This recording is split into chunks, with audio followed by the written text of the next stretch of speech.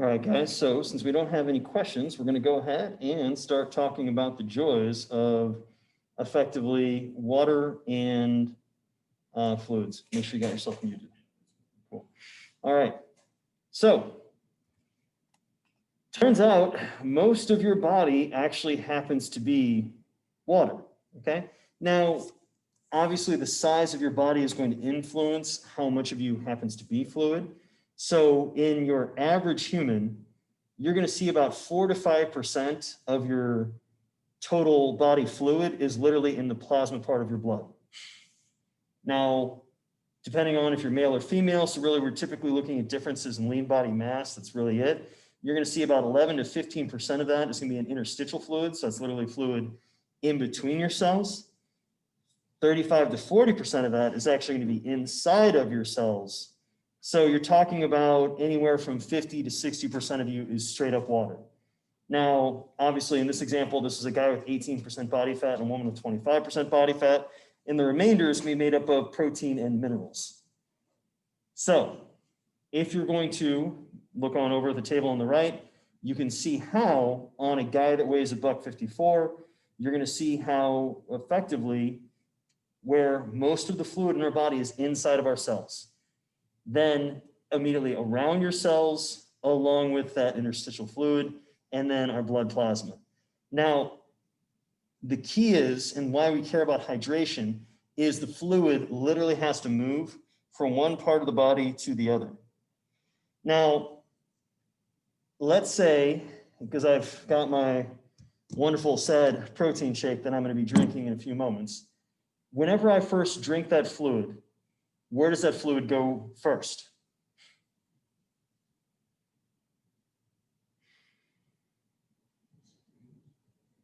Yeah, it goes down your esophagus, and then, yes, Abby, it goes to your digestive system. Then once it goes from your digestive system and gets absorbed into those cells, where does it go next?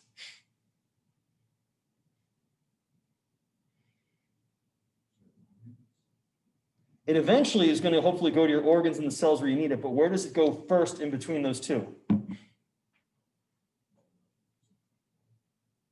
Goes to your blood, absolutely. Thank you, Abby. So the key thing when we're talking about hydration, guys, and the reason why really this chapter is very simple. It comes down to drink fluids consistently and drink based upon your own personal thirst, and especially to replace the losses that you've had from sweating. Because whenever we drink those fluids, go into our stomach. From there, it will be pulled from our digestive tract and put into our blood plasma. From there, it's going to go around the rest of the body where it needs to go. Now, herein lies the problem. If I'm a little dehydrated and I start drinking, I like having fluid in that synovial fluid inside my joints so they move and they don't hurt.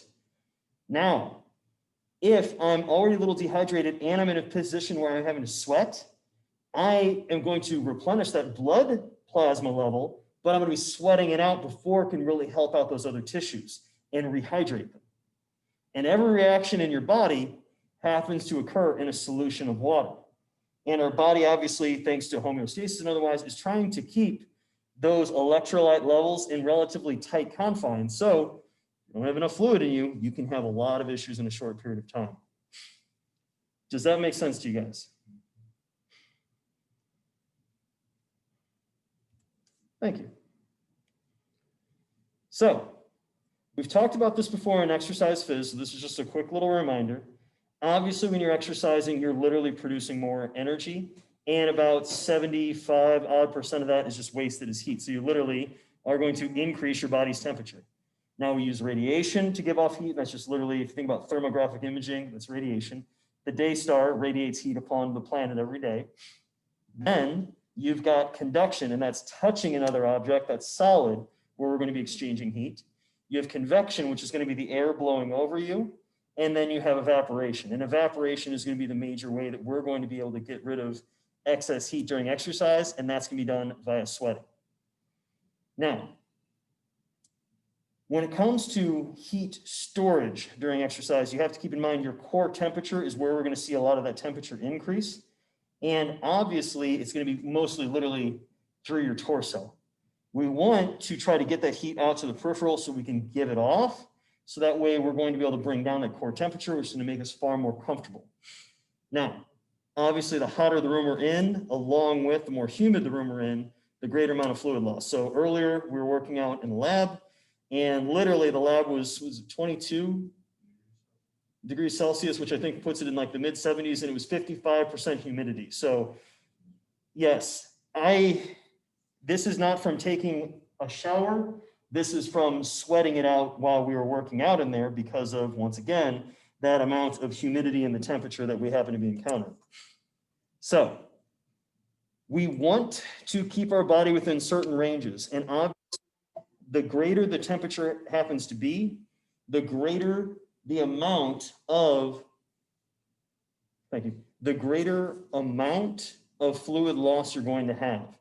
And then the longer you have to exercise in that greater amount of temperature, in turn, the faster you're going to be running into a situation where you're going to potentially become dehydrated. So, questions here about our wonderful graph, our table, etc. And so remember, guys, our happy little way that we're able to take body temperatures, aka rectal temp, things that you guys don't want to do, and I've told you guys bad stories about that, along with, obviously, if someone is hydrated, we see that lower heart rate. And what is the phenomena called, guys? When your heart rate goes up because you've managed to sweat out so much of your blood plasma. What's that called?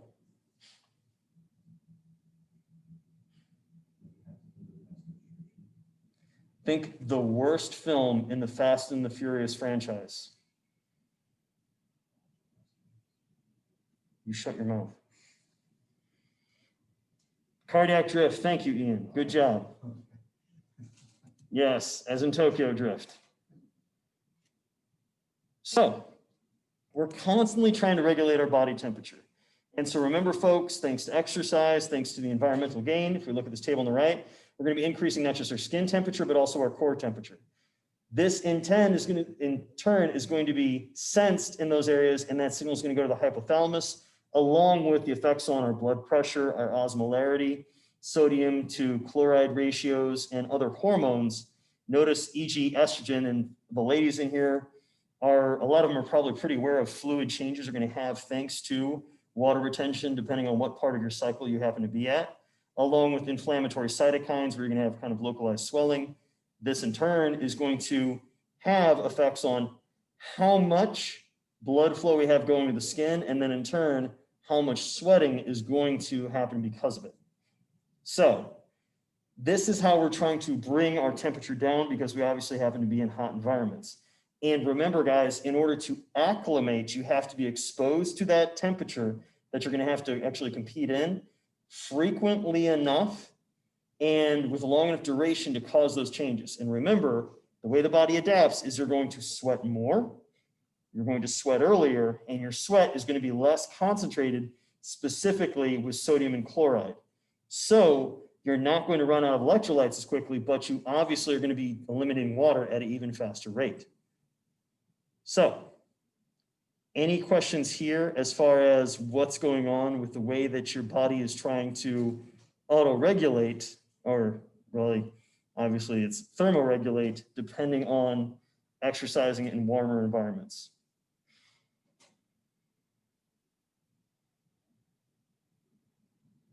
Awesome. So, what do you guys think is the overall effect of exercising when you're dehydrated? What do you think? How do you think that's going to influence performance?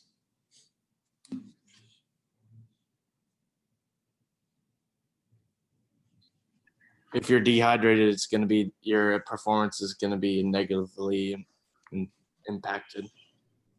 Exactly, guys. It's going to decline. Now, the amount of the decline is going to depend on the type of event, and then obviously also to a certain extent how well adapted you are to it.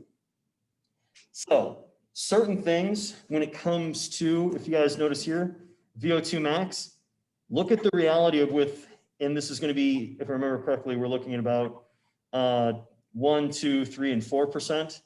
You can have a massive decline in aerobic capacity with a relatively small loss of water. Now, at the same time, when you see the actual endurance exercise capacity, so how much work you can do in a given bout, you'll see this decrease, but nowhere near as great as the VO2 max. But then notice this longitudinal decline. Now you can go all the way down to about a body weight of 10% loss through dehydration, and that's when you're legitimately risking death. For someone that's done this recreationally, and I will not tell you guys how to do it or how I did it because I have some ethics. If you want to know, I'll tell you about it.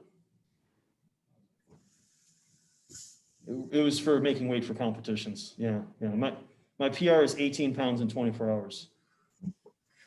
Yeah, it was my then girlfriend, now wife, Lauren, said if I ever do that again, she's leaving me. Yeah, so that's why I never compete as a 181er. And Blaine, great question. Of a sport where dehydration wouldn't have as great of an effect. So first and foremost, you kind of have to have yourself a question about what do we define as a sport, and then sadly enough, where the sport has it as a factor of it. So sadly enough, look at the insane things that a lot of wrestlers will do to make weight and compete. They get effectively used to it. Now, they still are going to have a decline in performance, but it's be relatively modest. Whereas if you took something like a baseball player, a golfer, I said sports, so golf's out. But they would have a much harder time because that's not a situation they're probably very used to. In fact, Jake, in all of your time around collegiate baseball, or just baseball in general, how many times in a tournament weekend have you seen a catcher just completely fall apart because of the thermic stress over the weekend or the tournament? Yeah, a lot, like in high school. Mm-hmm. So it's not something you want to condition yourself to be used to. But then there's other sports where you can effectively do very brief bouts, so you can kind of lock it up, so to speak. And you see the same thing in powerlifting and Olympic lifting, where people will drag themselves out for competition, especially if there's 2-hour weigh-ins, and then go and compete and still tend to have a pretty good day. Plus, you can do things like IV nutrition, specifically for rehydration much more rapidly, because you can skip the GI and get it straight into the bloodstream, which is going to allow it to go to your other tissues a lot more rapidly. But that is not something that I would suggest. That is simply something that I have literally seen people do. So we talk about the joys of wonderful heat illness, unfortunately, that can happen in XPhys. So we don't need to dive into this guy too heavily. Just a quick little brush up of remembering, guys, how we're going to have that increased blood flow. So that way we can, in theory, get the sweating, but over a long enough period of time, we decrease the blood volume. And because of that, we have less filling of the heart, so lower stroke volume. So we have that higher heart rate, AKA the cardiac drift. Then we have less blood flow to the digestive tract, to the kidneys, and then to the skin. This in turn is going to give us issues with, we're not going to be able to sweat as well. We're going to have impaired heat loss. We increase the core temperature, and we can injure some tissues. Now, the other thing that's interesting is in your GI, you're actually going to increase reactive oxidative species and reactive nitrogenous species, which in turn is going to increase gut permeability, potentially leading to some endotoxemia, which is also going to have some negative effects on blood tissue or blood pressure and health, which in turn can cause tissue illness or tissue injury. This is why some folks, when they do a lot of exercise in the heat, they can effectively get nauseous. They can have issues with diarrhea and otherwise. It's something that I've seen happen, or I've heard of it happening. Friends, thank God I didn't have to see it happening. But it's a situation that can occur, and that's literally thanks to these mechanisms. Does that make sense to you guys? Good. So, if we know dehydration causes you to have a decline in performance, what do you think that giving someone fluids during exercise is going to do?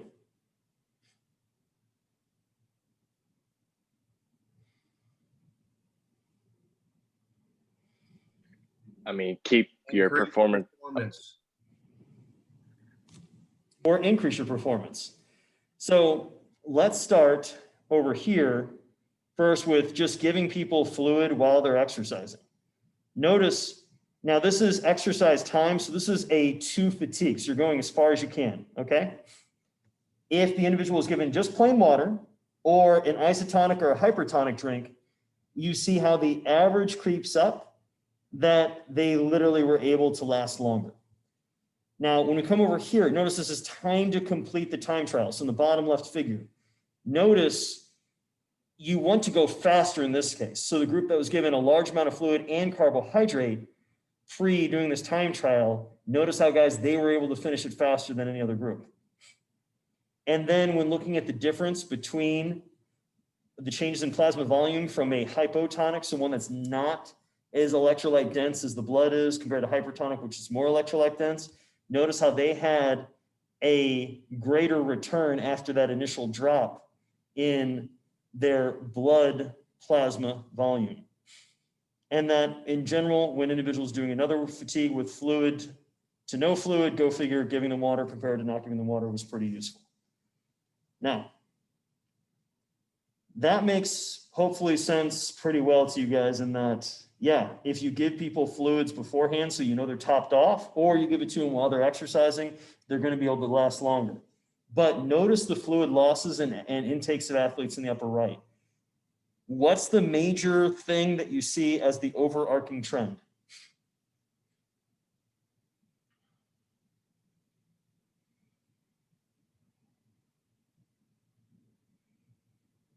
What's the major overarching trend that should make you go, oh, wait, what?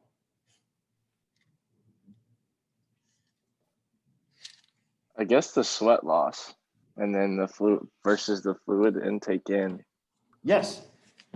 What is obviously problematic when you look at that? People are sweating a lot more than they're taking in. Bingo. It's pretty rare. Anybody who's playing a sport, now notice, guys, each of these sports have a massive aerobic component and typically involve constant moving around. Like outside of catchers in baseball, I'm not really worried about a baseball or a softball player not being able to get in enough fluid during their game to replace their losses.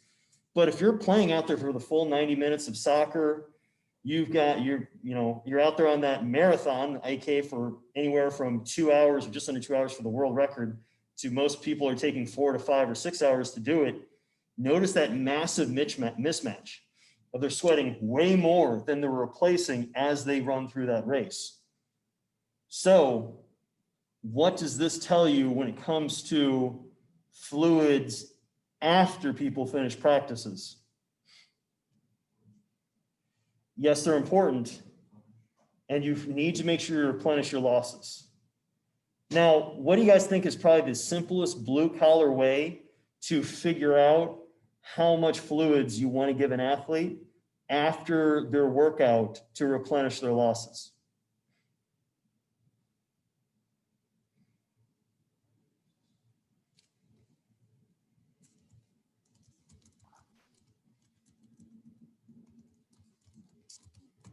Yes, weigh them when, Ian? Like before and after? Exactly. Weigh them before and after. Now, what's the slightly problematic thing with weighing an athlete in pre and post workout?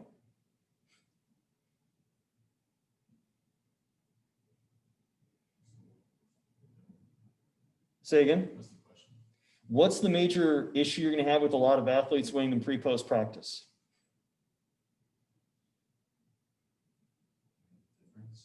Well, I mean, we're trying to find the difference, but we're trying to think about the amount of fluid that you're holding on your body. Now, for example, Zach was deadlifting with me earlier. How much do you think your shirt weighed at the end of the workout? But when you step on the scale, it's the same shirt and still on you. So therein lies the issue with athletes, which is you almost want to have them take off clothing if you can. That's especially if it's cotton, and you know how heavy cotton can be at the end of a workout. So if you really want to get a good idea of the fluids lost from your athletes, then, well, you've got to have some type of method that you can go ahead and, pre-post practice weights are great. I mean, if you're a cross-country athlete and they're just running in their short shorts and a sports bra, like, you're as light as you can be. But if you're practicing, Jake, think about your guys' uniforms. At the end of a really long, really hot practice, how much do you think your actual, like your uniform weighs? I mean, I would say probably like an extra 2.5 pounds, maybe 3. Bingo. So does that make sense? So, you know, it can be a little off-putting for athletes because it'd be like, hey, we need you to weigh in your underwear pre and post workout so that way we can really see the weight change. So what do you think is probably going to be the easiest way to kind of figure this out early on so you don't have to tell your athletes to strip in front of you, because that's how you go to meetings?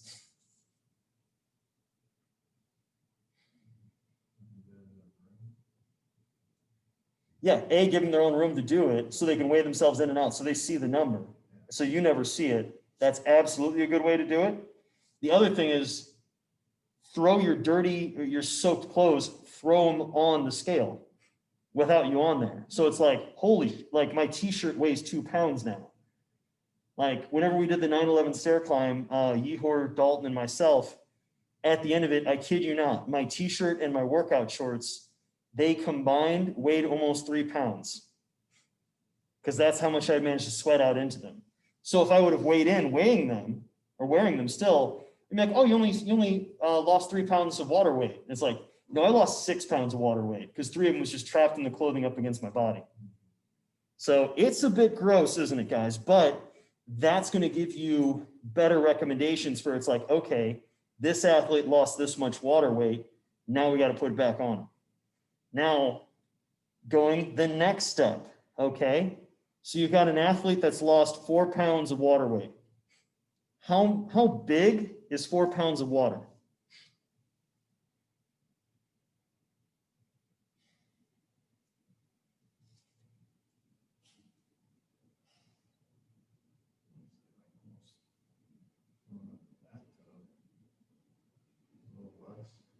Four pounds of water. 64 ounces. Yes, Ian, I can multiply 4 by 16 also. Good on you. I'd been more impressed if you would have converted that into kilograms.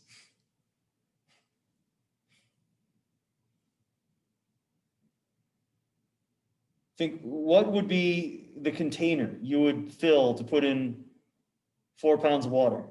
Like, would one of these being full, would that be 4 pounds of water?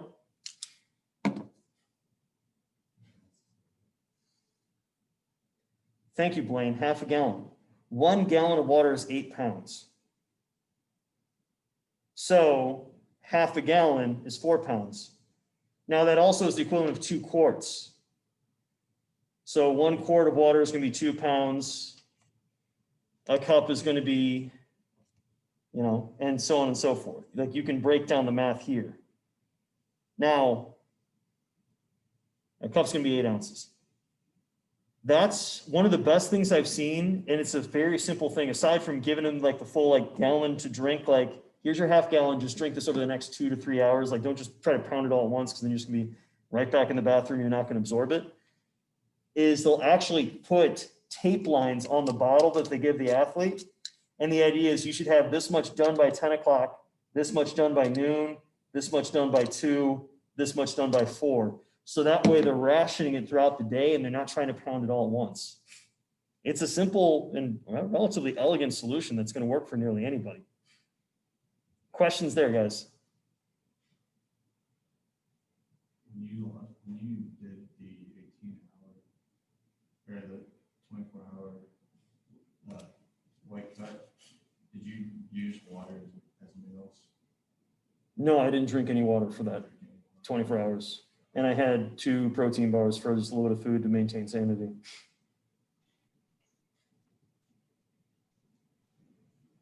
So these are just further information of things that we've talked about just a few moments ago, guys, where you can see those same changes, looking at those hypertonic drinks, just making it so it's a little bit more apparent. It turns out when you're dehydrated, your performance goes down. When you're hydrated, performance goes up. Now, what's also fascinating, aside from obviously giving somebody fluids is better than not giving them fluids, but that is understanding these electrolyte levels. So you want to make sure that you at least have some of the electrolytes, so meaning sodium, potassium, calcium, magnesium, chloride, maybe phosphate. I wouldn't worry about it too much. Same thing with sulfate, because you're not really going to lose it too much. And naturally, you can produce your own bicarbonate through metabolism, so you don't got to worry too much about bicarbonate. You do lose a little bit of zinc through sweat and a couple other microminerals. So you want to make sure there's some of them. Now, if it happens to be a greater concentration than what you're going to find naturally in the plasma of the body, you then are making that hypertonic drink, so it's going to empty out of your gut slower, so you're not going to be able to take up those fluids as quickly. And just like you typically want to do cold fluids, but we'll get to that in a few moments. Now, actually, it was Josh that had a good question this week of talking about doing sodium loading as a means to potentially increase performance and allow for some hyperhydration. And this is known in powerlifters of going for the bloat. So the argument is like before your powerlifting meet the night before, you should go to like a Chinese buffet and just like do work son. So the next day you're just like bloated up like a blowfish from all the sodium that you've had there, which in turn is useful because it actually, by increasing the fluid volume on your body when it comes to strength sports, you're actually going to improve your leverages because you're just going to be puffier. So you're literally going to be able to bounce off yourself more in the bottom of the bench press, in the squat, and in the deadlift, which is actually going to give you a slight advantage. Now, this can also potentially lead to high blood pressure if it's not well controlled. So I don't thoroughly suggest a massive sodium bloat at all times. And this can also be useful if you knew you had to go run a 5K, 10K, something like that in very hot conditions. So you're starting at being even more hydrated than you should. Now, when is the time of day where you typically go for about 8 or more hours without drinking anything? When you're asleep. Bingo. And when are a lot of sporting events, especially when it comes to things like distance athletes, marathons, half marathons, when do they typically have those? In the morning. Bingo. So that's where it's even more important to make sure you go to sleep about as full as you can if you wake up in the middle of the night, drinking some more fluids. And the first thing you do when you get up in the morning is try to top yourself off some more, aside from worrying about those carbohydrates that we talked about, obviously, at length in our previous lectures. Because like anything else, the better you are with your hydration level when you start, the more ground you can actually lose before you're going to fatigue out and not be able to keep up your performance. I have a quick question. Yeah.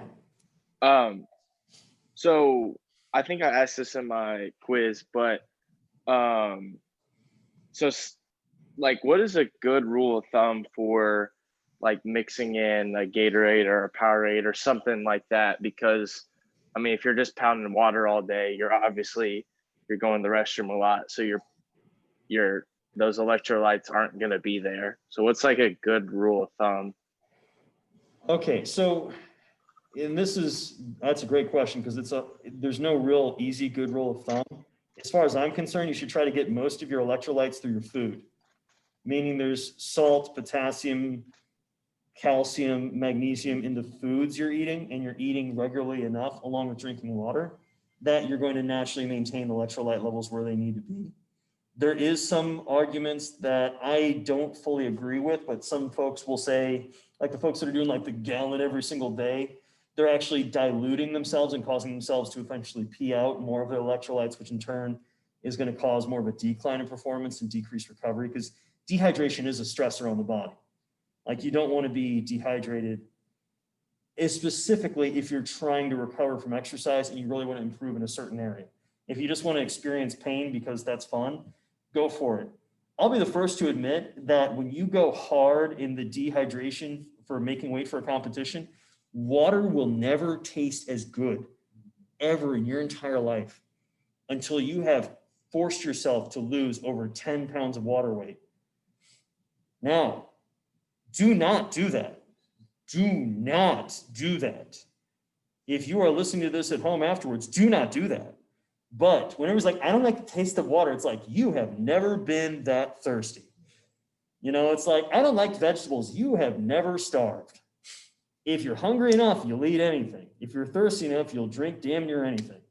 So But your question, where you're trying to optimize for an athlete, Jake, you want to make sure that you're replenishing the electrolyte losses and trying to effectively have as few other stresses on the body other than the stress of the exercise that you're trying to get better at.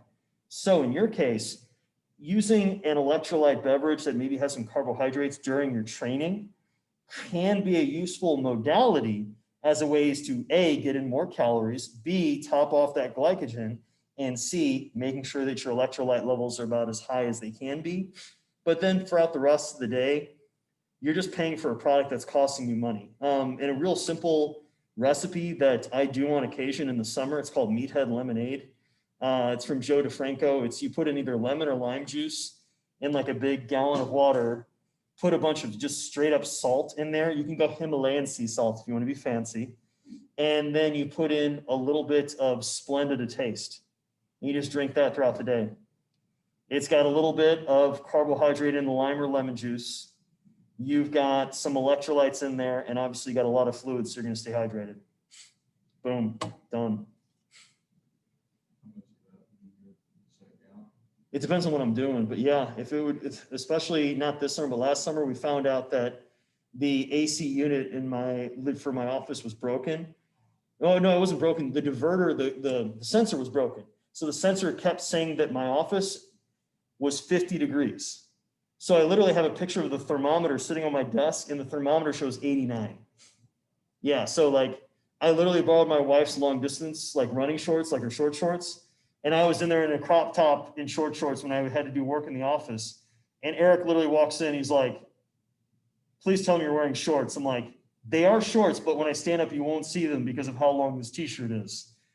So, and I apologize for not putting that image in all of your brains. So, getting back to the wonders of hydration, we're trying to have this effective water balance. Just like you should definitely know caloric balance and the nitrogen balance in the body, the daily water balance is important because we're going to be losing water, not just through sweating, and then obviously from what we pee out, and yes, there should be some in your feces. If there's not, that's called constipation, and that's a real bad time. But you're going to be losing a certain amount of fluid every single day through your respiration because your lungs are very humid. That's why you can see your breath in the winter. You're constantly losing a little bit of fluid with every single breath you take. And that's, you're going to lose a certain amount every single day when you're sleeping. And that's why typically you wake up the lightest you are, aside from, you typically have to pee when you wake up or somewhere in the middle of the night. But on top of that, you have that respiratory loss. Now, you have not just the fluids you're getting from what you're drinking, but the fluids from the foods you're eating, and things like fruits and vegetables are very high in fluid. Obviously, things like water or melons in general are very high in fluid content. Then we have the metabolic, because remember, guys, the major products of aerobic metabolism for either breaking down fats or carbs is going to be water and carbon dioxide. So we're just trying to keep this in balance. That's all it is. And yeah, if you happen to convert over to, say, a ketogenic diet where your food naturally has way lower water levels, you need to increase your fluid that you're drinking. And on the opposite side, if you're eating, 2 or 3 whole watermelons every single day, you probably have got enough fluid in from just eating those. So does that make sense when it comes to the water balance, guys?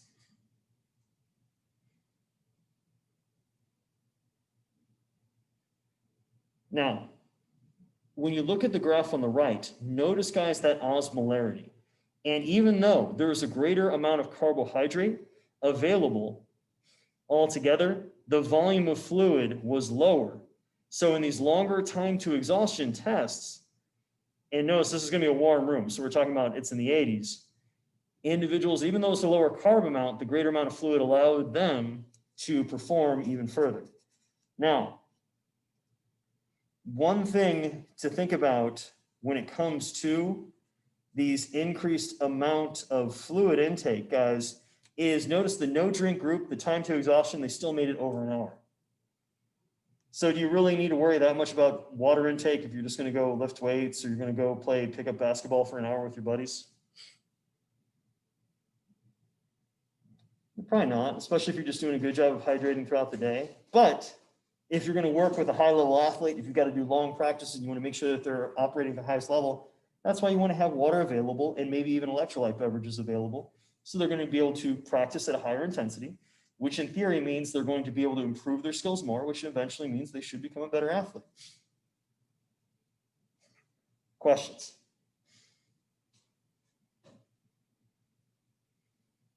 No? Okay.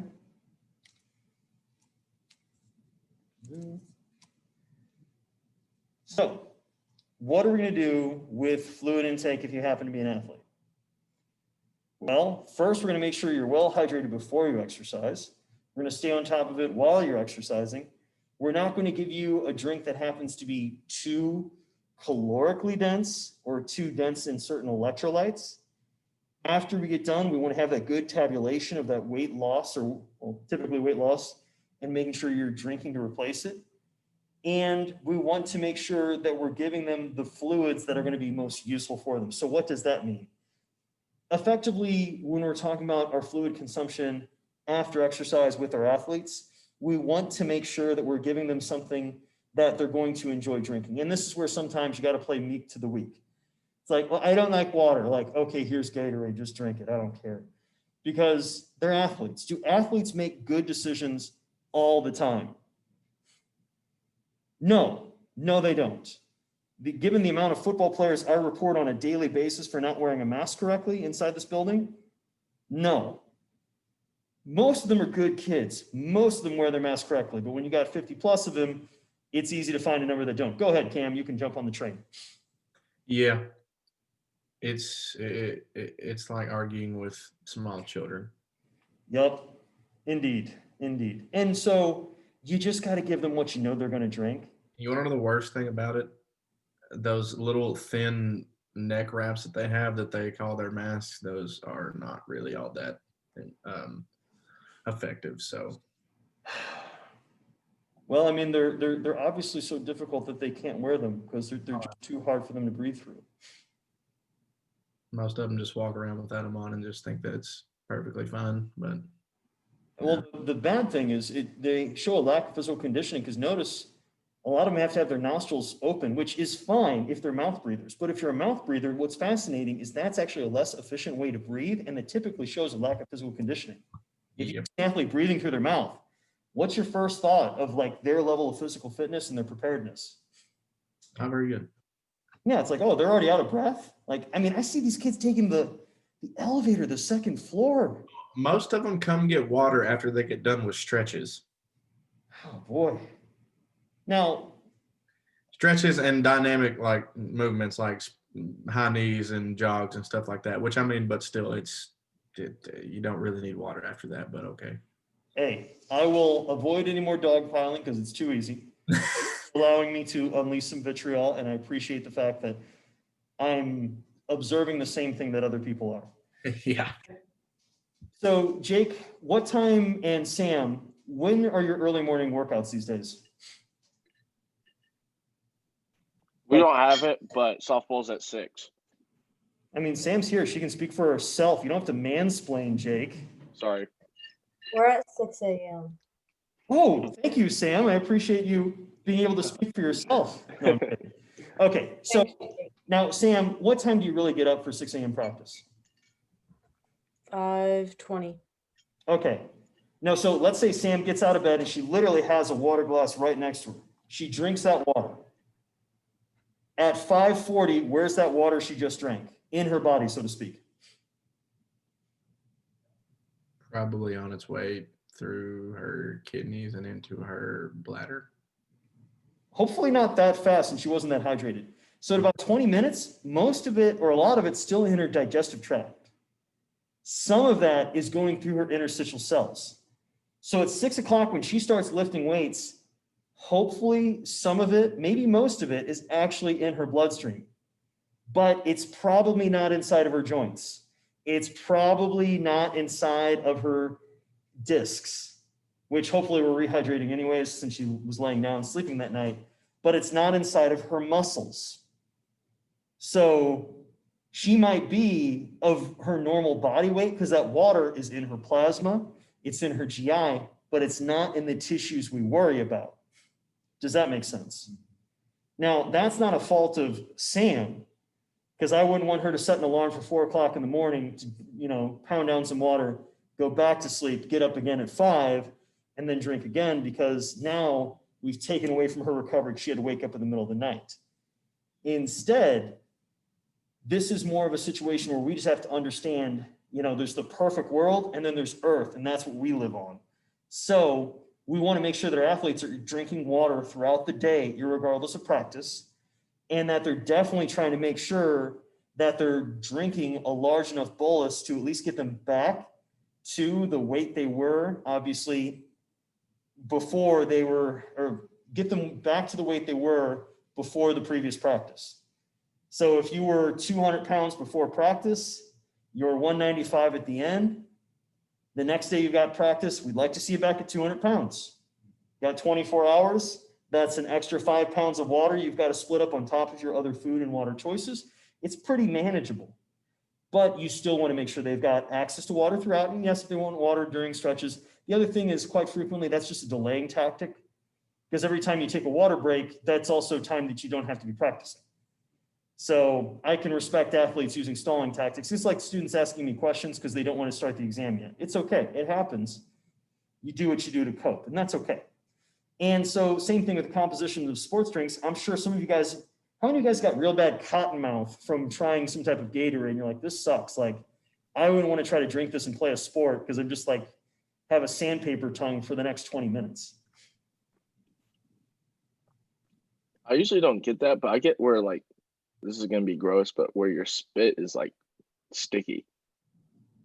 Like when you spit and like kind of. Yeah, it's extra viscous. Yeah, it's uncomfortable. Yeah. That's the thing is, other people are some people are gonna be dissuaded by that. They're like, no, I'm not drinking this stuff. And then if they don't have another option, aka water otherwise, they're just not gonna drink it. So you still have to base it on personal preferences, and those are the things that they're actually going to ingest.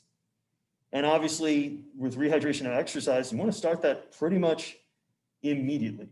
It's like you finish practice, you should be trying to drink water, because now you don't have to worry about the cramping, all the mechanical, physiological issues we talked about when it comes to GI distress. Now, obviously what fluid you're choosing, that can be a variety of different things. And you can always finish practice with, give me an example of a carbohydrate source that happens to be mostly made up of simple sugars and has really high water content, but it's actual food. Cliff divers, not a bad one there.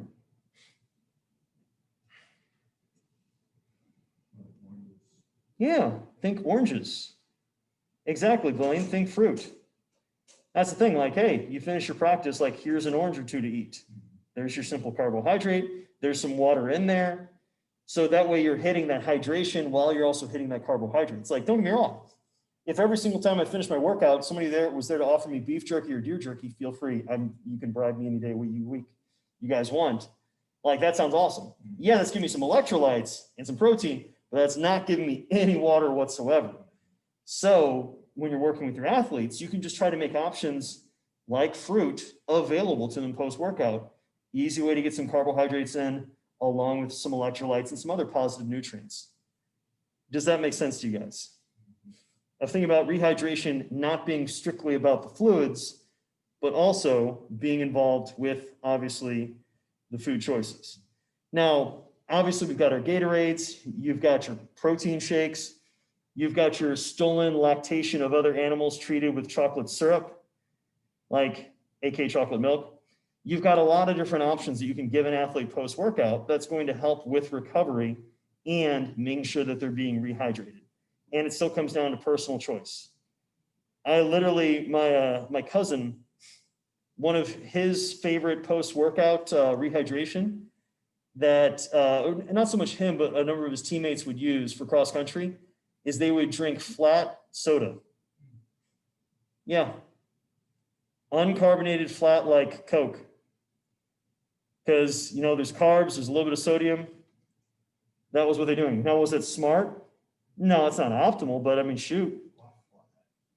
Because the carbonation that hurts their GI, and then, you get the bubbles and you get all burpy. You don't have to worry about it if it's flat.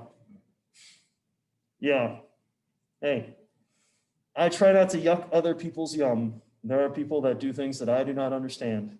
But, well, I rephrase, I would not do myself. But hey, if that's the method, if your kid's drinking flat Mountain Dew post-workout, you know what? At least they're drinking some fluid. And if they're skinny enough, at least they're getting calories. Now, you know, it's one of those, that's why I appreciate you throwing out the concept earlier, Jake, of like, you know, what's the best way to do this? Well, there's always the best way, but very few people are going to actually do that. Instead, what's your best option? Or what's your option that's better than doing nothing? You know, good questions.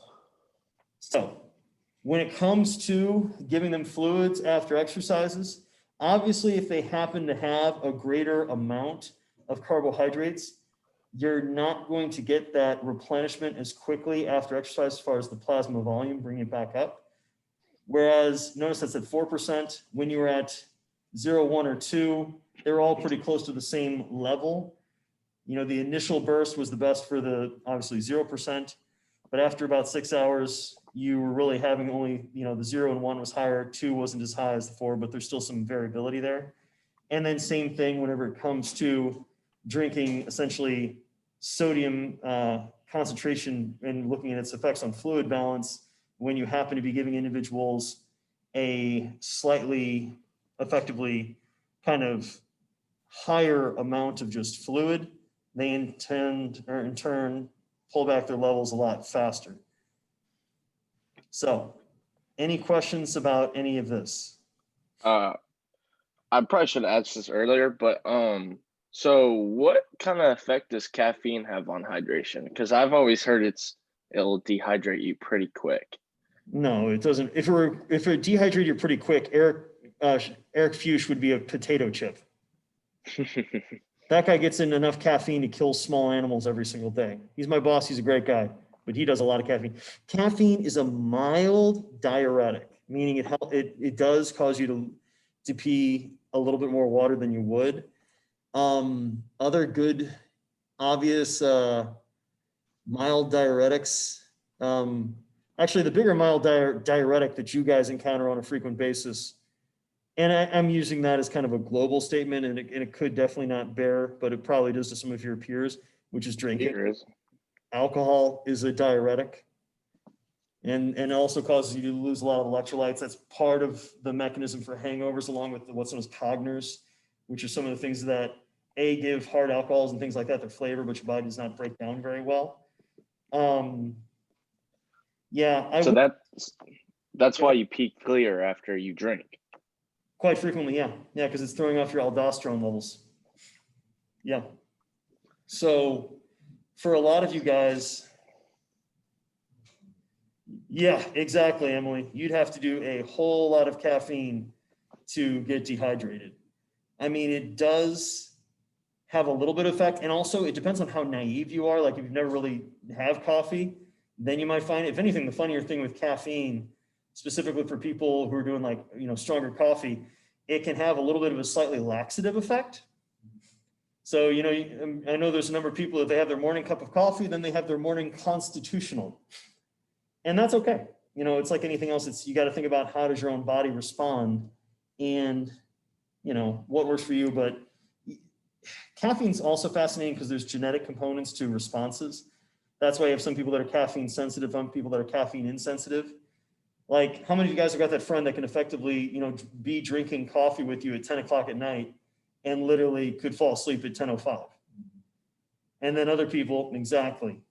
They just have like 1 cup of coffee in, or they try pre-workout for the first time and they don't sleep for 2 days.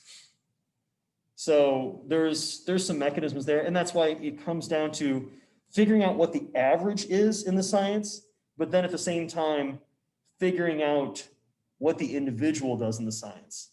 And specifically, the last 2 things we're going to do, I'm going to have you guys split into groups for kind of a little review activity. So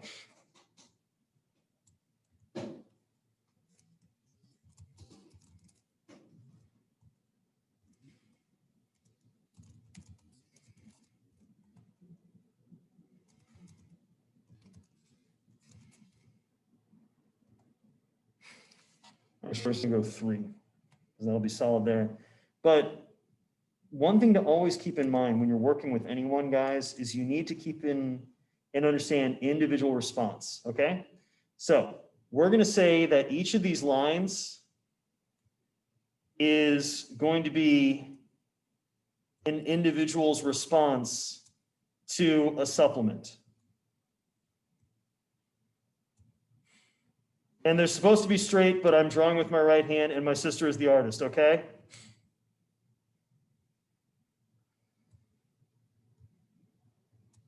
Now, here's the thing.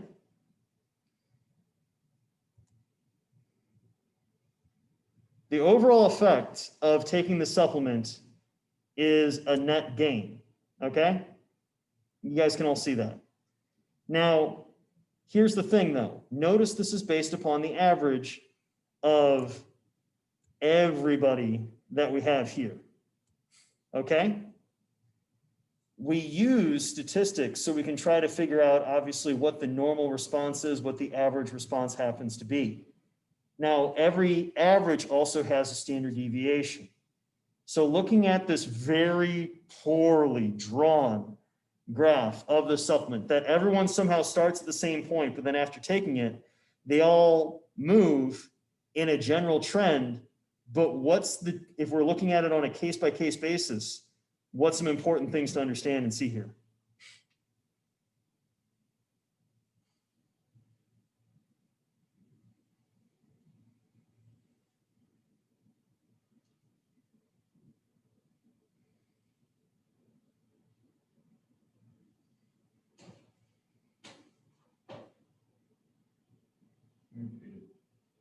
No worries. So we're looking at this. The average increases.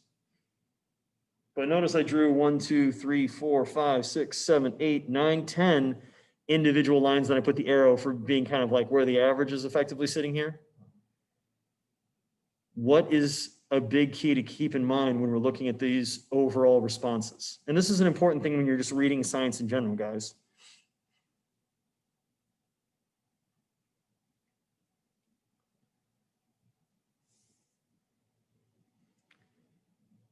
Somebody give me a guess.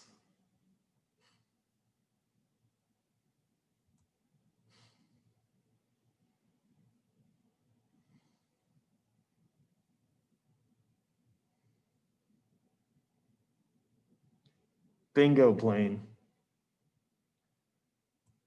Notice one person had barely any change at all.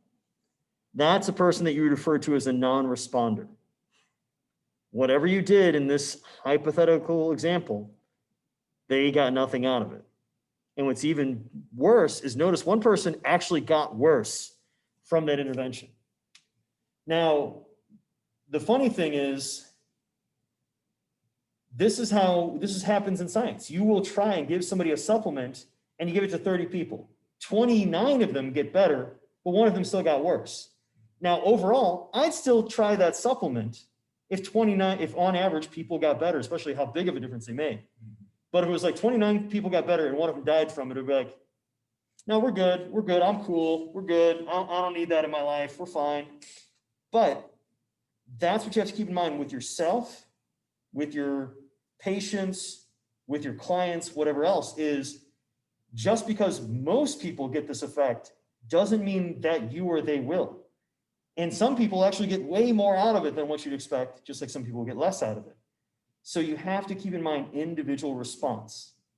So when you talk about how much protein in the diet, how much caffeine, how much carbohydrate, how much fat, what types of fat, every other nutritional component, understand we're always gonna have individual response. And yeah, on average, increasing protein intake for most people is probably a good thing for their health. But there's some people, aka the people who have kidney failure and maybe don't know it, that is incredibly bad and dumb, and don't do that to them. So you have to think about it on a case-by-case basis. And what's really interesting is effectively this graph right here, that's actually what you're gonna see with the response from creatine. There's a certain but significant proportion of the population that gets nothing out of creatine supplementation. Don't get me wrong, there's also, most people are responders though, but there's some people that get nothing out of it, and that's fine.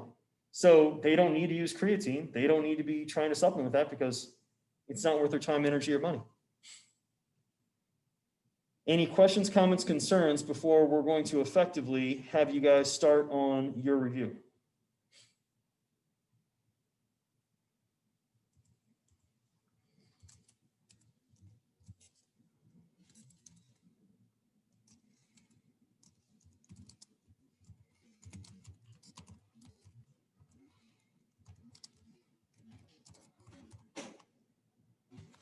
Because in your group, you are going to talk about if group 1 is fluid balance, group 2 is caloric balance, group 3 is nitrogen balance.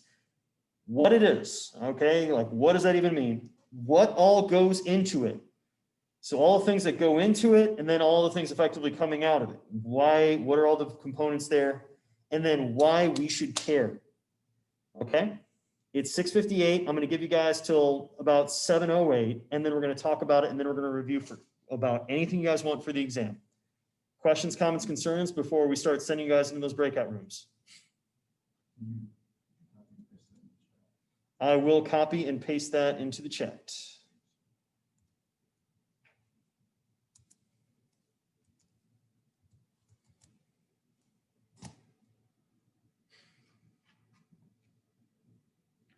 All right, guys, have fun. I will see you guys back here at about 7:08.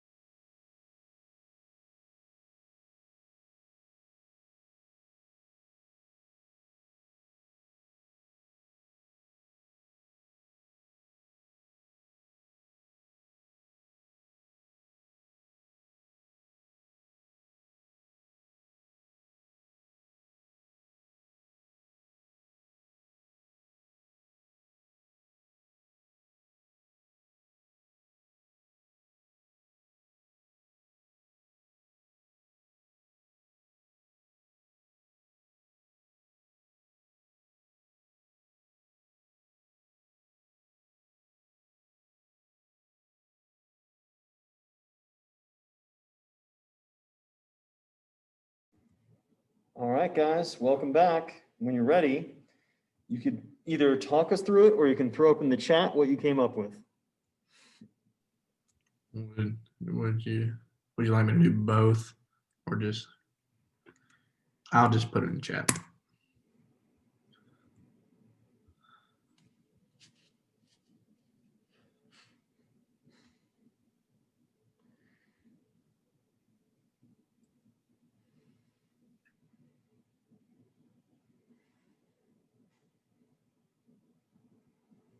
Good. That's a good basic breakdown, Cam.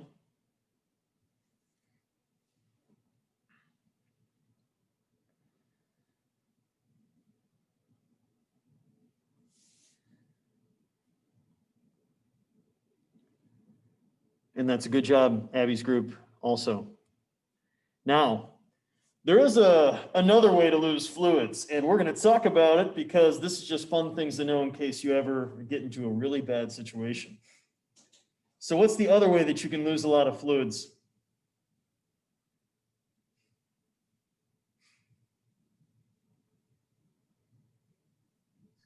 Throwing up. Vomiting is one option, but usually you don't have that much in your stomach, so eventually you're dry heaving. That doesn't have an unlimited, or sorry, a potentially lethal volume, typically.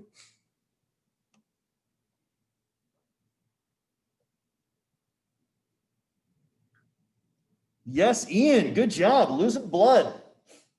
Your average human can lose about half a gallon of blood and still be combat effective.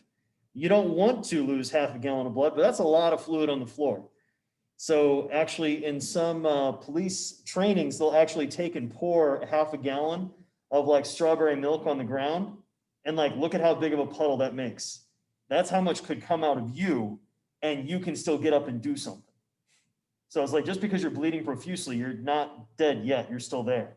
Now, don't get me wrong, eventually you will go into shock and pass out, but until then, don't just sit there, do something. And with Jake's group, good point, but keep in mind, being a positive nitrogen balance just means that you're gaining nitrogen. That doesn't mean you're gaining muscle. And same thing with being at a nitrogen loss. Doesn't mean you're losing muscle. It just means you're losing total body protein. That could be you're gaining or losing skin, probably not that likely. Gaining or losing size in your GI, possibly. Gaining and losing hair, because I get to hear from my mother on a weekly basis about how I need to cut my hair because she thinks that my hair looking long looks horrible, which is accurate, but at the same time, if you guys know the movie that I'm making the analogy towards, I'm not going to cut my hair until this is over, I'd give you extra credit, but I think that's even too obscure for even of you guys. And I know that's a very hipster answer. So, more importantly, what questions do you guys want to review and talk over?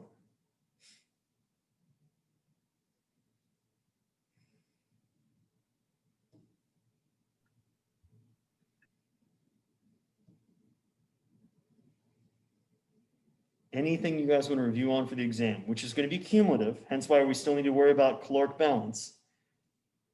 And remember, guys, as we gain weight, we increase our resting metabolic rate. Exercise now costs more calories. Thermic effective food, because we're eating more, tends to go up. So hence why it becomes harder to gain weight the further we tend to go. And then you also tend to increase your non-activity thermogenesis, and the antithesis is true whenever you're trying to lose weight. No questions? Nothing you guys want to review on? So when we're talking about carbohydrates, understanding when we're going to give them throughout the day, understanding the GI, meaning glucose index, why fiber is important, how we want to give someone their pre-workout meals during and then post-workout for glycogen recovery, protein understanding, obviously nitrogen balance, how we're going to time our protein intake throughout the day, why that's important, fats, understanding that we have those 4 different classes. There's definitely some minutia there with the importance, fueling them when we're not trying to work out, and then a little bit of the basics of, what the ketogenic diet is, why we care about it. And then with hydration, just what we covered tonight, guys, where it turns out, try to make sure you keep them hydrated, you rehydrate them as quickly as possible.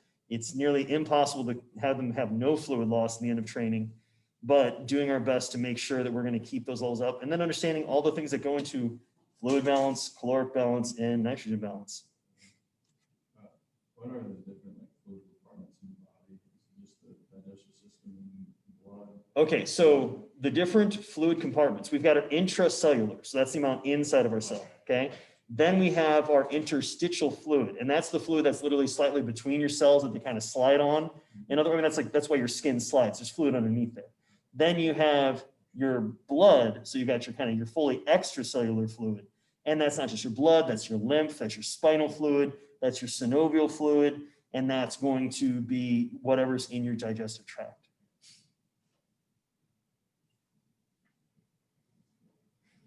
Yes, Cam. Okay, this isn't really a question about the test, but it's just another kind of football thing. Okay, so they really like to drink Powerade. Mm-hmm. With just this heat, like this 79, 80-degree heat, Mm-hmm. how important is it? Okay, and I guess it could be kind of a test. How important is it in that kind of heat to give out those drinks like that? Because I'm pretty sure Powerade has more salt in it than it really does electrolytes. Well, So remember, how salt important is a that? type of electrolyte, so Oh, well, yeah. it's probably more the sugar content. They probably like it because of the taste. And at the same time, it's one of those things that some of those guys, you just need to get calories in them because they're just not that big. Especially the guys that have been lippy to me the past couple days about mask use, they're definitely not big at all. So I would say trying to get more calories in them is going to be useful, especially when they've got that much of a calorically demanding positions. And since obviously they can't really deal with wearing a thin amount of mask, which is going to slightly increase resting metabolic rate, which is going to naturally shift you to carbohydrates more, they should probably use more carbohydrates as a fuel because obviously they're not very well conditioned because they're getting beaten by gators and thin masks on their face, which is terrifying to think about that they're a D1 athlete. So basically when they're complaining about not getting Powerade, I just need to tell them they need to prepare better and maybe they won't need it.